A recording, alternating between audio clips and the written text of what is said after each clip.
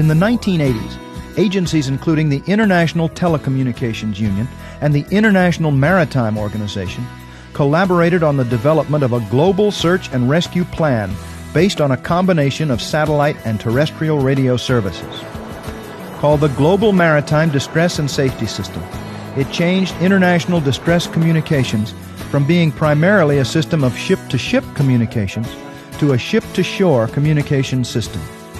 It spelled the end of Morse code communications for all but a few users, primarily amateur radio operators. GMDSS relies upon the establishment of specific sea areas and redundant distress communication systems.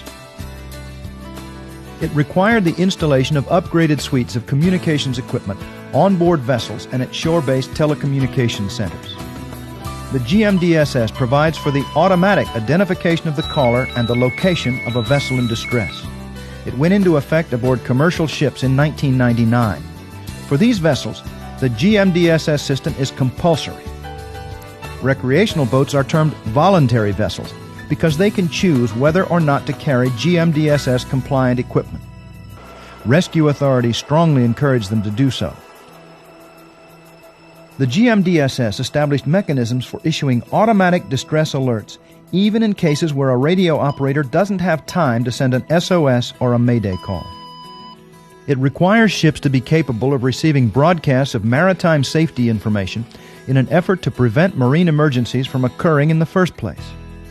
GMDSS mandates 9 specific functions that compulsory ships must be capable of performing. Transmitting ship-to-shore distress alerts by at least 2 independent and separate means. Transmitting and receiving ship-to-ship distress alerts. Receiving shore-to-ship distress communications.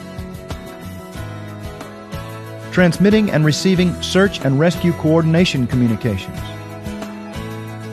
Transmitting and receiving on-scene communications. Transmitting and receiving locating signals.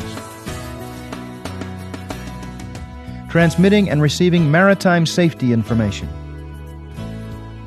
Transmitting and receiving general radio communications, whether ship-to-ship or ship-to-shore.